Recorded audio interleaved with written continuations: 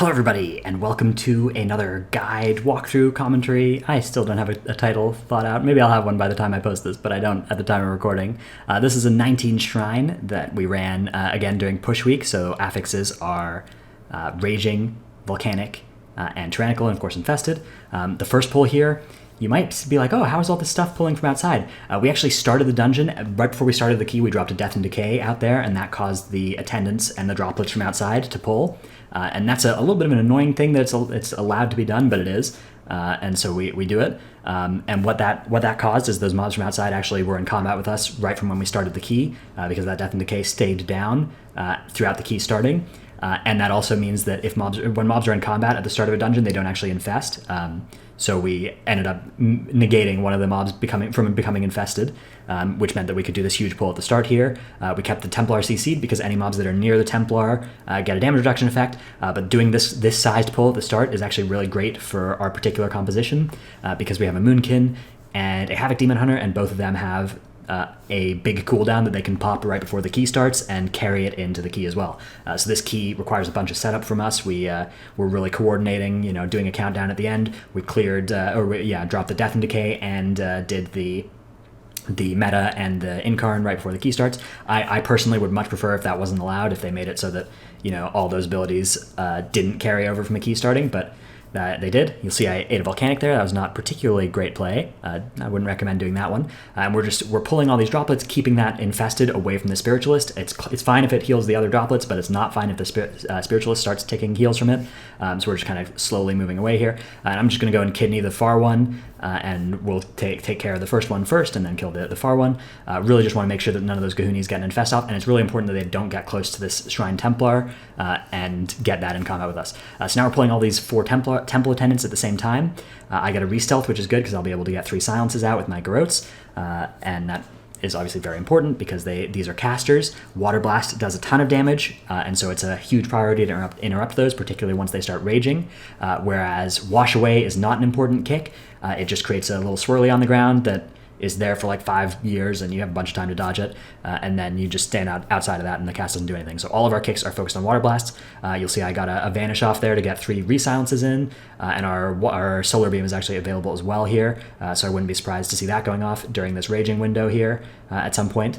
From Waffle Sauce, because the Raging window is when you really need to make sure that none of those waters go off. So yeah, there's a great one. Somehow we did manage to pull the Shrine Templar here. I think it probably just needs to be CC'd farther away. That's what we ended up doing in keys that we ran after this. We just figured that we couldn't CC it right on top of the mobs we wanted to pull, and it would get in combat, despite the fact that Imprison is not supposed to do that. I think that there's just it was just too close to all the action there. So this wasn't actually a mob that we intended to pull, but pull it we did, and so kill it we did. Not a huge problem. We can adjust later with our path and pull fewer stuff, or pull fewer mobs in a later spot to make up for this. But it's a little inefficient. We'd rather not be spending the time killing this. And on a 19 in this place, you got to do a lot of stuff efficiently in order to beat the timer. All right, so you pay careful attention here. In order to do this skip, you need to distract the Living Current away from everybody, because True Sight mobs, while they're distracted, won't look and find you out of stealth. Then you drop down, you Shroud, everybody runs through the Shroud, and then you get to go over here. And that way you can skip that mob that with the use of the Distract and the Shroud, you're able to actually get around it. We only need to CC that closest mob to us in order to then get around here without stealth. And now we're going to pull a bunch of these droplets. Our plan is to skip the 3 casters at the top there, but we're just going to pull these droplets, including the 2 infested droplets, down to the 2 casters at the bottom of the stairs here. And we're going to kill those while we wait for the RP to finish and the boss fight to be available. It's very important. The boss has a huge hitbox, so if you're using AoE abilities at the top of the stairs, they are going to hit the boss. So we pull everything down to the bottom of the stairs instead of pulling the apprentices to the top of the stairs. We've had an issue in the past with that pulling the boss. So we kill off the infested droplets, we kill the Gahunis, make sure they don't get a reinfest here. We really don't want the Gale Callers to get reinfested, because what we're going to do now that all the droplets are dead and now that we just have Gale Callers left, is we're going to go and drag these into the boss and pull the boss here. That's a little annoying for me personally, because it means I won't get a re-stealth before the boss fight, but no problem. I'll just fire off my Vendetta, my Exsanguinate still, and my Trinket. I'm actually holding my Vanish, though, and I'm holding my Vanish because later in this fight there will be an opportunity to Vanish and get 3 Garrotes on the 3 little Aqualings, So I want to save that cooldown for then. Vanish is one of those cooldowns that is way better on 3 targets than on 1, whereas Vendetta, despite the fact that Vendetta is a great combo with Vanish, particularly when you're running Exsanguinate, it's not worth giving up that many targets of Empowered Garrotes. You'll see there Undertow's on me. Undertow actually does a ton of damage on this level of Keystone, so it's very good to have that cloak available just to remove the effect entirely. Choking Brine, this is a debuff that slows you down, does some damage, and then when you get dispelled, you spawn these swirlies. If anybody spawns in those or stands in those swirlies, they will get a new Choking Brine debuff, and it can kind of get out of control because obviously your dispel has just been used, so it's on cooldown, and that starts causing damage to people. Luckily, their swirlies are very easy to dodge, and they only spawn around the person who was affected, so people far away don't even have to move. And then Surging Rush is an ability that's very important to dodge. While he's actually surging, while he's doing that Surging Rush, he's a smaller hitbox, so it's a little bit easier to dodge than you might think, given how massive he is. But he has actually the same hitbox size as the little lads do in the next phase while he's surging, and you can actually see it here if you look at that red circle, very small during the Surging Rush. So you just need to make sure that you're not in line. It does always target a player, so at least somebody has to move every time. Now you'll see Rooted by the Grasping Tentacle. The Grasping Tentacles are kind of like the snakes in Temple, where if you stun them or blind them or fear them, they will stop. They'll just disappear. But it's also not too big a deal. I didn't want to bother doing a global of kidneying it or anything. Okay, so now we're into the Erupting Waters phase, and this phase this is a big opportunity for people to wipe, and the way it works is that these Aqualings will melee people if they're next to one, but if nobody is next to an Aqualing, it will instead cast Sea Blast on people, and Sea Blast does a brutal amount of damage. So it's important that somebody is always on all of these. I actually called for somebody to go onto it because what I'm looking for is an opportunity to get my Vanish off here, so it's important that I'm not the person tanking one of these, so Vanish, Shadow Step to that one, and get a new Garrote on that, and you see I didn't actually manage to get my 3 Garrotes in, because you have 4 seconds from when you Vanish to cast 3 Garrotes, and I didn't manage to do it that time. I only managed to get 2 Empowered Garrotes out, which is a big tragedy, but in the past, particularly if they're closer together, it's easier to do, and if your sprint, hard word to say, isn't on cooldown, then it's easier to do to get those 3 Garrotes out, and that helps you do a lot of damage. Even still, you can see the multi-dotting aspect of this fight lines up really nicely for assassination damage. If you look over, I mean, obviously the DPS is a little bit inflated because we pulled mobs into the boss, and I was doing damage to those as well. But even still, I'm doing a ton of damage on this fight, way more than all my idiot DPS in the group. You see there, I moused over it because I was very excited about doing so much damage. And then the boss comes back after that phase. He phases at like 50%, he comes back up at 10%, and it's just important to not get Surging Rushed here. One little trick you can do is if you are actually outside of the arena, Surging Rush is an ability you'd kind of be worried about causing the boss to reset, right? Because you'd think, okay, it pulls him out of the arena and he'll reset because he's outside of his arena. But in fact, what he'll do is he'll just stop at the stairs. And so if you're either at the bottom of those stairs or at the top of the other stairs, you don't have to move even if you get targeted by the Surging Rush. Okay, so now I'm sapping the Infested Initiate here, and we're going to kill the other stuff. So it's possible to just kill the Infested first, but what we want to do is we actually want to do this Infested with another Infested from a future pack, so we're going to keep it there. You'll see Waffle over, if you notice there, was actually running and casting an Entangling Roots. That's because there's this patrol in the next area, and you'll see he's rooted one mob. If you look at the very top of the screen, you can see that mob rooted. He didn't actually manage to root the patrol leader, the mob that controls the patrol, because he's very stupid. So that was bad, but if he had done that, they'd be there, and there's an Infested in that pack, and we would do the non-infested ones from there, and then the 2 infested mobs at the same time, and save a little bit of time that way. This mob is not too much of a threat. On Tyrannical Week, it's a big threat. On Fortified Week, she does this Gale Winds cast that does a ton of AoE damage to people, and that actually will be faster if she's in this haste ward that she drops, which benefits both you and her. And during Raging, it's actually a bit of a problem, but luckily we have a Druid, so our Druid is able to soothe that Enrage effect off of Heldis, and that stops it from being a huge threat at all. But if we didn't have a way to stop the Raging, we would definitely be big defensives during that. Okay, so now, luckily, the Pat is back in a good spot. Waffles slight Entangling Roots blunder didn't end up costing us. Now we're just going to kill all this stuff at the same time, and this saved us a little bit of time over killing the first Infested by itself. And now what we're about to do is a big pull. So once we clean up the stuff here, we want to grab basically all the trash from the next little hallway and most of the trash from the next little room as well. Snap is going to run in there, grab it all, and then run back. And it's going to be our job to kill it while he kites. The mobs in question, the Ironhull Apprentices, aren't a huge threat. They'll do an AoE stun huge damage thing that you do need to dodge. But luckily it's stunnable, so if you just stun it, they won't even recast outside of that. If you interact with it in basically any way, they won't recast. And you can also just stand outside it. So you can see we use our Priest of Life grip there to grab Snap and get him back out of there after doing this.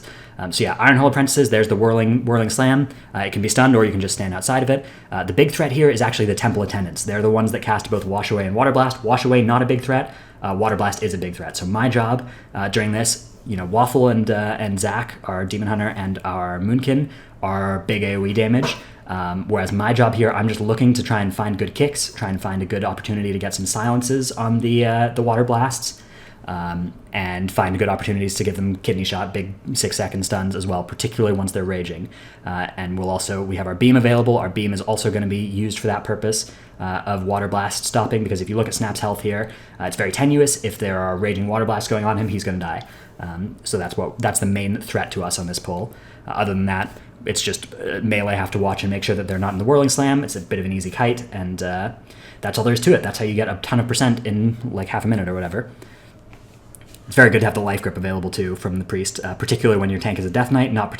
They're not known for their mobility, so having that option to quickly get them back out of there after they run in and speed boost in to get all the mobs is really useful for us. So yeah, that was textbook execution of that. That's probably the best we've ever actually done that pull. It was very fast. No water blast basically went out. So now we're going to do this Rune Carver. The Rune Carver the Rune Carver is very interesting. He doesn't actually have True Sight right now, but once we get in combat with him, he actually develops True Sight. So that's a weird thing. People think he's a True Sight mob, but you can actually you can stealth by him as long as you don't get in combat with him.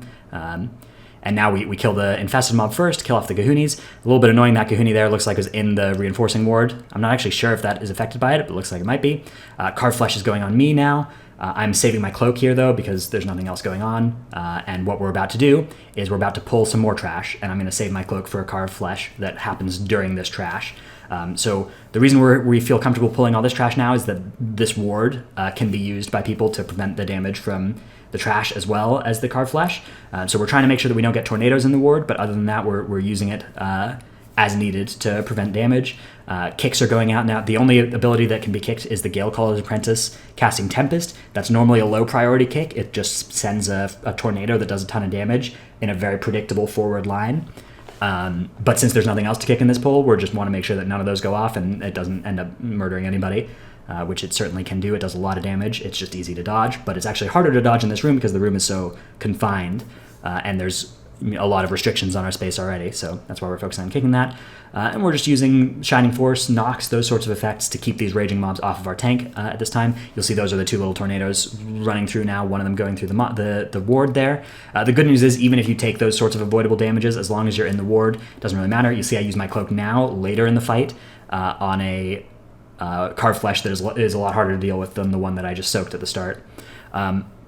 Honestly, it was probably a little bit of a mistake. Keeping my cloak available for the next thing that we're about to do would have been better, but I'll explain how the next thing works and how that would have helped in a second, because you do really need to see it. This is one of the kind of trademark strats for us. There's some really exciting stuff coming up later, so don't leave, because at the end of the video there's even more cool strats. But this is one of the things that we like to do. This Guardian Elemental we find to be a problem. We find it to be not worth the time it takes to kill it. So what we do is we skip it.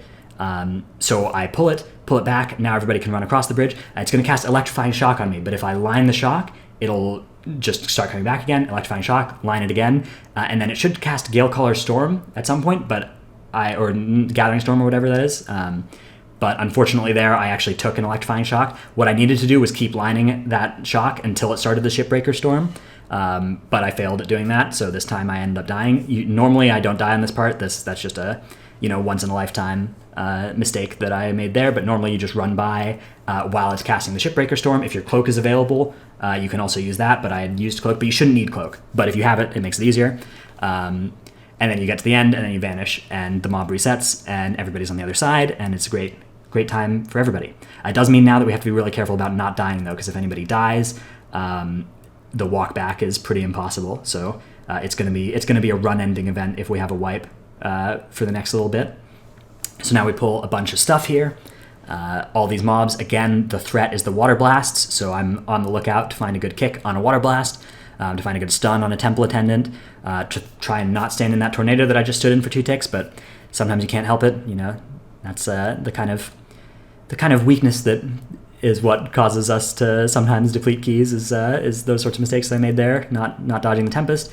Luckily now I can see the Tempest cast going off and made sure I was dodging those ones, but still that's not great play right there. And yeah, this pull is a little bit sketch, but I think it ends up being worthwhile. It's a lot of mobs, a lot of percent, and a lot of them don't do much of anything. We have access to a lot of tools to control the things that they do as well, the water blasts, and Snap is a very good tank. He can survive that kind of damage. You'll see there I took some damage and got knocked back. That's another ability that the Galecaller's apprentices have. So it's not a cast, but what they'll do is either at the tank, or if the tank isn't within the range of it, they'll just cast on the closest person, and it's like an instant cast. It does a lot of damage and it knocks you back. And so that sometimes is when they're kiting Galecaller apprentices, that can actually happen to you, and you need to be careful about that. That happened to me there, but it's not lethal unless you take multiple hits of it. So yeah, you'll see it'll probably happen to me now if I run up next to that Galecaller apprentice that we just pulled. Yeah, there it is. The Earth Shock or Wind Shear type animation on me, the knockback, and the reasonable amount of damage. Okay, so this trash, there's just 2 real mobs here and a bunch of little mobs. We're pulling all the little mobs kind of piecemeal, which is something that you get to do as long as there aren't annoying affixes like bolstering active. So yeah, we're having a good time here, just grabbing those as it suits us. We're making sure that we've got our CCs on the Infested. I just ran over there to look for a reblind onto that Imprisoned mob because the Imprisoned was about to expire. But before I could get to it, Zach actually reapplied his Imprisoned, so that was good. And now I'm just looking, Sap is expiring in 3 seconds, as you can see near the top right of the screen. So I'll be looking to reblind that if that is coming in. But luckily it's coming in right when we want it to be, so perfectly planned, calculated pull by us. Now we just kill off these 2 Infested. And now we're going to do the boss. Now this boss is one of the harder ones in this place. I used to think this was the hardest boss in the place, but the more we've done it, the easier I believe it to be relative to the second to last boss. I think the second to last boss is a real challenge. So here the main thing is we want to get all the kicks on Galecaller, even when she is affected by the debuff that causes her to spawn tornadoes when she's kicked. So we have a kick rotation. Our Demon Hunter, of course, goes first. Our tank goes second. I go third. I'm getting my bleeds on both targets here, and then going in with my Exsanguinate, my Vendetta, and my Trinket on the Galecaller. And soon I'll be vanishing and putting a new Garrote on her and also on Brother Ironhull. But not right there. I should have done it right there, but I didn't. And yeah, we've just got the same kick rotation going. Waffle is ready to beam if needed, if we are not able to get a kick for some reason or another. But that Slicing Blast will be really problematic if it does go off, and then we're just dodging the other stuff. Now we're in a phase where tornadoes start to spawn. That Reinforcing Ward is a really big problem for Assassination Rogues, because if the enemies spend a second inside that ward, it'll clear all their poisons and bleeds, which is really brutal for our damage. You'll see Brother Ironhull cleared his own poisons and bleeds, but luckily Galecaller Fae wasn't in there for long enough for them to clear, which is really good news for me. Otherwise, my damage would be in huge trouble, because not only do I lose the damage of those, I'd also lose the energy regeneration. It would take me so long to reapply all those bleeds and poisons without having the energy that they give. So you'll see once again there, Ironhull clears, but Galecaller doesn't. Lucky again. Galecaller is the real kill priority here. Once she's gone, the fight is just a cakewalk. But I'm still keeping Ironhull dotted because A, the damage is relevant, and B, it's a single target increase to keep dots on a second target because of the energy regeneration. The Swiftness Ward that we see here, that actually speeds up tornadoes that are inside it as well, so it's very important to dodge that. I like to pull the boss as far away from that as possible, if that is something that our tank is able to do. And here you see they both clear during that Reinforcing Ward. They both clear their bleeds and poisons. That's a huge heartbreak for me, but no big deal. You know, I'll just reapply and lose a little bit of damage, but that is how it goes sometimes. Yeah, so if the Slicing Blast goes off, you can also have everybody else clear their stacks inside those Reinforcing Wards as well. And the other ability that you need to watch out for is Hindering Cleave from Brother Ironhull. That just targets the tank, theoretically, and then he plants his feet, casts his Hindering Cleave, and if you're in front of him at the end of that cast, you take a ton of damage, you get slowed, it's awful. So I would avoid that wherever possible. One thing that is annoying is that sometimes, like if he casts Reinforcing Ward, so he turns and casts Reinforcing Ward, right? And then immediately after that, he casts Hindering Cleave. He will sometimes cast that Hindering Cleave in the direction he was looking instead of towards the tank. So sometimes the cleave just goes backwards towards the melee for that reason. So we're always on the lookout to dodge that. But you see Galecaller went down there. and now the boss fight is trivial. We just got to make sure we don't accidentally reset the brother.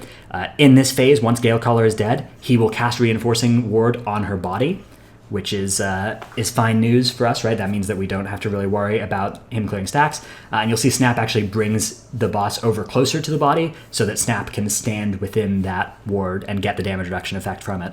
It's not worth doing that, when the fight is being more hectic, because you really don't want to get the bosses in there for any extended amount of time, and you don't want to get knocked around by the tornado and have the positioning be bad there. But you'll see here, this is working out great. Snap is able to benefit from the damage reduction, and the boss is not, and that's perfect. So now we just finish off the boss. You'll see, despite the fact that my bleeds and poisons got cleared a couple times, I still ended up doing respectable damage here. This is one of the worst fights, though, for Assassination.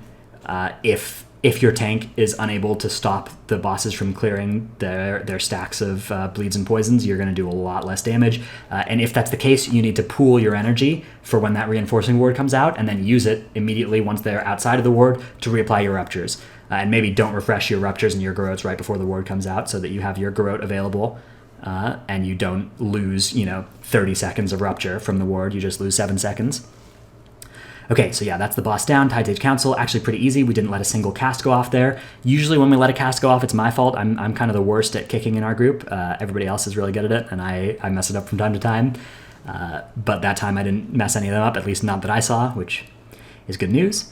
So now we're killing this Deep Sea Ritualist, surrounded by a bunch of mobs that you can just Blood Elf or Mass Dispel, and then they fall over basically instantly.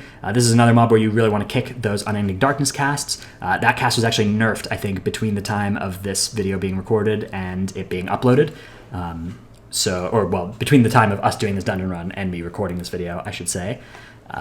So it's now a longer cast, and it's less punishing for it to go off, but it's still an important kick, and you should still kick all the cast of it. But if you miss one, it's going to be less brutal before. Okay, so this Enforcer is one that we would normally do later. We would normally do it with the 2 Enforcers afterwards, but remember that extra Templar that we pulled right at the start of the key?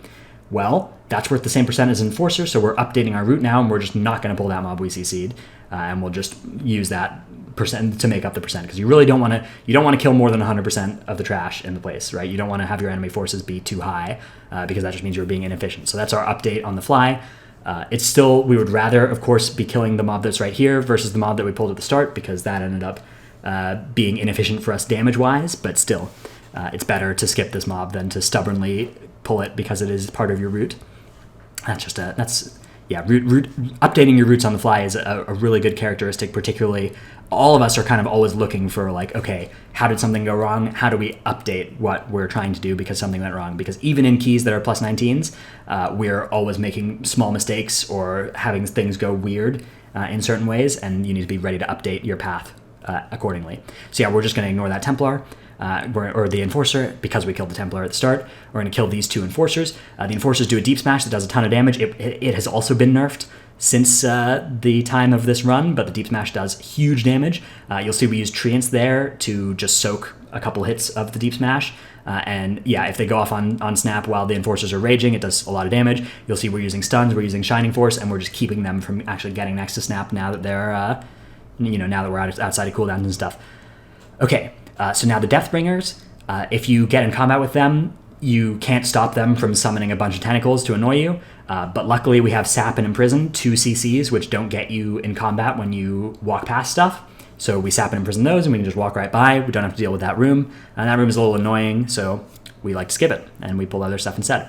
Now we're on this bridge here. This bridge is also annoying, so we're going to skip it as well. We're going to skip it over to the left, though, I believe. Yeah. We used to skip to the right every time, so that was where everybody was kind of muscle memoried over to being, but this time we want to skip over to the left. You'll see I'm just using a distract there to make the path easier. My sprint is actually on cooldown, so I have to use Shadow Step to make this shroud work, which is something that you have to do from time to time, but I always basically forget to... I often forget to have sprint saved for this bridge. I use it to, like, run through the room. You saw me use it there. Wherever I used it was bad. Now, as part of our route this time, we're pulling these mobs here. The Mental Assault is a frontal cone that needs to be dodged, but luckily it casts for like a year, and it casts on the tank, and that's from the 3 cultists, whereas the Depthbringer just has a bunch of kicks that are good to get, and otherwise they can be dispelled. Basically no big deal mobs here. I think people have a bit of a fear of pulling mobs on this bridge, but we decided for this route that we wanted to kill these. Since then, I think we've evolved our strategy even further, and now we don't pull these anymore either because they are still potentially, they can wipe you. Okay, so the reason we go left instead of right is because the left infested in this infested pattern is at the back, and so it's not in range of all the tentacles here. So we're actually able to kill off this front set of 8 tentacles outside of the healing aura of the infested, and that rapidly reduces the damage. You'll see our priest there, Mischief, she ran to the boss to start the RP, which is really good because we don't want to be starting the RP after we do this and just be sitting around.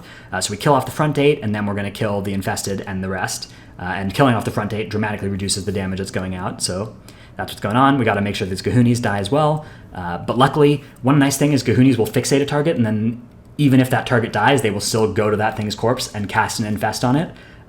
So if a Gahuni fixates on a low health target, you basically don't even have to worry about it. You can just let it go and try and infest it and be like, haha, you know, you're not doing anything. Okay, so Lord Stormsong time. Great timing on the RP, of course, being done. Now we're coming in for damage on this. Now, one thing that's annoying is that it seems like on High Tyrannical, you don't get nearly enough orbs to break people out of the mind control, so you actually have to deal damage to people when they get mind controlled. But one nice thing is that during the Ancient Mindbender cast, you can actually use a pre-immunity. You'll see me do it there. I pre-immune, fire off my Cloak of Shadows, and I was targeted. There's no way to know who's targeted, but it was me. So, like, there's no way to know beforehand who was targeted, but it was me. So that means that no mind control goes out, and that means we're going to have more than enough balls for future mind controls to break them out. One thing that this boss also does is he it's not a cast, but what he'll do is the closest target will just take a huge magic damage hit and get an annoying debuff that slows them and is a dot. So me and Zach are trying our best to stay outside of being the closest target. We're trying to keep Snap the closest target to Lord Stormsong at all times in order to have those debuffs go on him and not us. It's not a huge problem if it goes on us. Like, it's not a one-shot. It's annoying. It's a lot of damage, but it's not a one-shot. But one thing that is lethal is if you eat a bunch of balls, right, to break yourself out of a mind control, and then you're the closest person to the boss and you're at half health and you get targeted by it, you're just going to die instantly. So that's happened to us a couple times. So we're always kind of on the lookout to make sure that anybody who is already low from other stuff does not become the person who is closest to the boss and get hit by that thing. One thing you also saw is when I pre-immuned earlier, I fired off my Cloak of Shadows, anticipating to try and prevent the Ancient Mindbender from being applied. I also ran right under the boss while I was in that Cloak of Shadows, because while I'm cloaked, of course, I do want to be targeted because I can't take any damage, right? So it's actually really good if it goes on me instead of on somebody else. It just removes more damage from the fight. So that's another useful thing that you can do here. You can see those treants actually, it looks like they turned hostile because Waffle got mind controlled. That's weird there. I wonder if they were actually hitting Zach. That looked like they were. Anyways, you can see that even though we completely negated one of the mind controls, we actually are out of balls there for a bit, right? We barely had enough balls to do that. So if we hadn't had that pre-immune workout, we would actually be forced to switch damage onto the people who are mind controlled, and to aggressively switch damage at that, particularly the first mind control. You basically have to blow cooldowns on that person in order to push them at High Tyrannical, because it seems like the damage that the balls are doing to them is not scaling in the same way. So it takes more and more balls at higher and higher keystone levels in order to actually break them out, and that is really obnoxious. So you can see here I'm going and actually putting some damage on Waffle because there's only 10 balls out, and I'm not sure if that's actually going to be enough to break him, and it looks like it is barely on that last one, but our damage on him probably helped. And it's nice to have bleeds and poisons on him because of course that's going to give me extra energy regen, although it does damage him. So you can see there my damage is ticking on him still. Excuse me. Okay. So Lord Stormsong taken care of. Largely, this fight, I would say it was moderately difficult. Like it was probably on par with the council boss because the pre-immune worked. But if the pre-immune doesn't work, the fight goes from being moderately difficult to being one of the most difficult fights in this expansion because you need to be switching damage onto people and still getting your kicks and making sure that they don't ever become the closest person to the boss and take damage. Now, one thing to do is don't walk into this little jacuzzi here until the purple effect goes away, because that will do a lot of damage there. Here you can see I'm just quickly opening up an MDT and checking to make sure that we have the right percent there. I was highlighting all the mobs that we were going to kill and seeing to make sure that adds up with the amount of forces that we do have to make 100%, because of course we pulled something slightly different than we normally did, and I just wanted to make sure. It was a quick sanity check to make sure that we were going to be fine on percent here, and then we didn't need to go back and kill the other side of tentacles, for instance. You'll see one thing we also did there is put on Shimmer Scale diving suits. That's a leatherworking item that increases your swim speed, and that will let you get through this little portion faster. Now this is my favorite piece of technology that we've developed for this dungeon. We're not going to pull any of this trash right now. We're just going to go straight to the boss. And the thought process is, why pull this trash now when we can pull it for free during the boss fight while we have this huge damage buff on half the group? And the way this damage buff works on this boss fight is that he'll pick somebody in range of him, targeting healers first, then ranged, and then either melee or tanks at equal priority. And he'll put this debuff on them. And this debuff stacks, and it's a damage and healing increase, but it also reduces your max health. And once it stacks to 9 stacks, it stops stacking, and it just stays on them until dispelled. And it is plus 180% healing and damage, and your maximum health is 1/10 of what it normally is. So you just can't take any damage, basically, from any sources. And you see what we do here is, if you look on our minimap, Mischief actually runs way away because we want the first Whispers of Power to go on Waffle, not on Mischief. So Mischief just runs and makes sure she's out of range of the cast of Whispers of Power.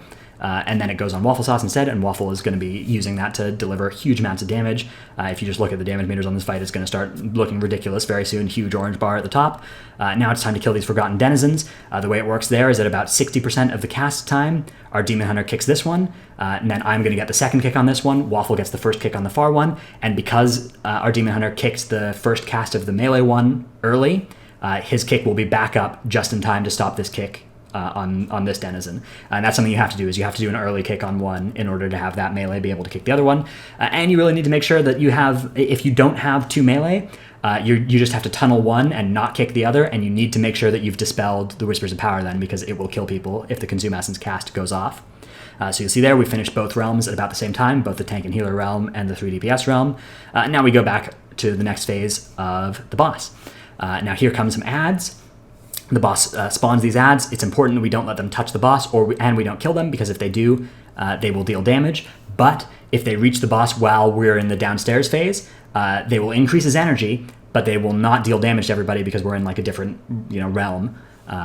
So that's how our strategy works for this, is we're just going to kite those away from the boss until the next down phase, and then we'll let them all hit while we are away and not in danger of taking damage. One thing that is difficult about our strategy is there's that trash still by the front of this platform, so we need to be very careful that we don't actually pull that. You'll see Whispers of Power now. It's on our healer, our druid, and it just went on Zach, our demon hunter, which is good news. It's good RNG for it to go on a melee instead of a tank, because if it goes on a tank, it has to be dispelled, and then it can go on the tank the next time as well, and you could theoretically just have that keep happening forever. But anyway, now we're going back into the downstairs phase. We're going to kill this close one. The first set of Forgotten Denizens, the first time you go down, is the most tenuous, because only one person, Waffle, will have the Whispers of Power buff. But now that we're down here a second time, we don't actually even need my kick on this, because Zach is here and he's now got the buff stacking, so he's doing ridiculous amounts of damage as well. And yeah, we still have him do the second kick on this one, because we just stick to the plan, stick to the order, and if you don't need to do a kick, whatever, the person... We've had some difficulties in the past with when we need fewer kicks than we're supposed to, we actually end up having a harder time getting them. So now you'll see the boss is at 50 energy because all those ads reached him before. So we're going to do another phase of him. Because he's at 50 energy, he's not actually even going to spawn ads. He's just going to do a couple Yawning Gates, another Whispers of Power, and that Whispers of Power goes on me. That's also good RNG. It's on everybody except the tank. Perfect. And then he'll go right back into another down phase. So we'll do that last down phase. And then we'll come back and we'll kill all the trash. And we'll kill all the trash with most of our group doing 180% healing and damage. The only thing that we have to do is make sure we don't actually take... And you see there I took damage from something that looks like a tentacle. But luckily I have Cheat Death available, and I wasn't even fully stacked. So that is lucky for us that I was stupid and took avoidable damage at a time when it wasn't actually going to kill me. Okay, so yeah, we killed these Forgotten Denizens. They're just dying super fast now because every single one of our DPS that's here is doing... It has the full 9 stacks of Whispers of Power, so we're doing 180% increased damage. So we murder these things, and then we'll go help the tank and healer with their ad, if that's still up, although it's also going to die pretty fast. Yeah, you'll see it dies too, because Mischief, of course, has 9 stacks of the buff as well, so she's doing a lot of damage. And now we are going to kill these 2 Forgotten Denizens. We're going to get kicks on both the first casts, and then we'll get a kick on one of the second casts, and the other one needs to die before it would get its second cast off, because, of course, Waffle's beam is still on cooldown from downstairs.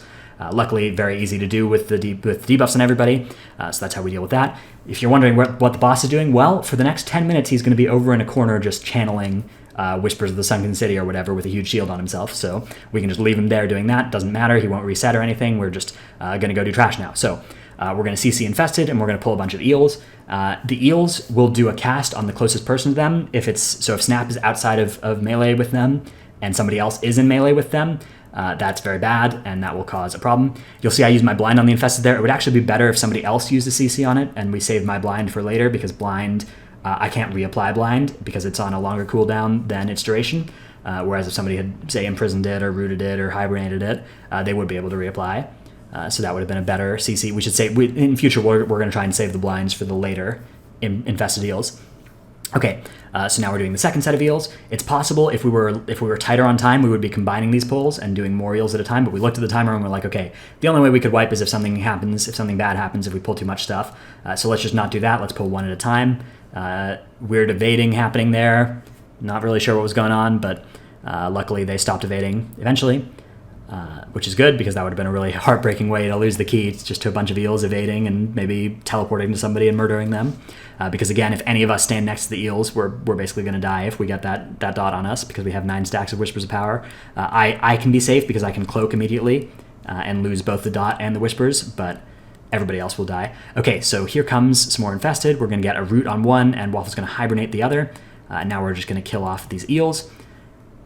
Again, I'm making sure that I am not the closest person to it, because we need Snap to be the only person getting the eel dot, the shatter damage dot from the eels. You'll see I actually did get 1 tick there. Luckily, I have a resounding protection trait. I have 2 actually in this set, which means that I am well safe from damage from the 1 stack actually. But I was looking at it and I was scared. Okay, now we're just killing off 3 Infested. This is a bit inefficient. It would be better to have 4 CC'd Infested and then just do 4 at once, but we didn't have, because of the early blind, we didn't actually have enough CC to keep 4 eels CC'd. You see the Gahoons there just evaporate because everybody's doing plus 180% damage except for Snap. And now we're just going to do these eels. We imprison the Infested one, we're going to kill the others, and I think we're probably good on percent after we kill all the others. I'm not 100% sure though, we might have to kill that last one as well, the Infested one. Some of our newer routes actually involve never killing the Infested and just leaving them CC'd, then killing the boss, and then the dungeon's over. That's something that, depending on what the percent looks like, you can do if you change how you pull in the earlier parts of the dungeon. So yeah, we do actually need the last one here. We needed every single eel in this area, but luckily they're all here. Perfect percent, exactly 100. That's what you're looking to do in these things. And yeah, make sure I don't get meleeed by a Gahooni, because that would kill me. And now we just go kill the boss, who's just been sitting over there, helpfully channeling Grasp of the Sunken City. You see all the circles have despawned. And now we just lust, kill the boss. He's at 20% health, and he just evaporates because everybody's doing a zillion increased damage. And so that's how we beat Shrine 19. Hope you guys enjoyed this video, and I hope you guys enjoyed some of the strats that we have pioneered here. And I will see you for the next one.